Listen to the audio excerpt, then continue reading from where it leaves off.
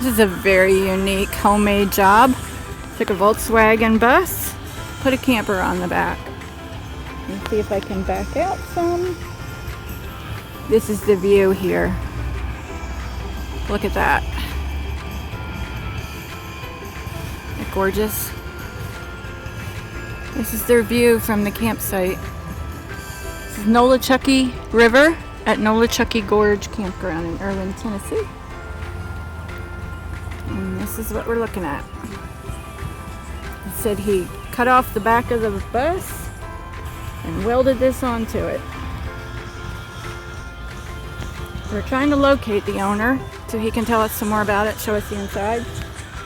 And if we do that, I'll bring you that. And we'll video it.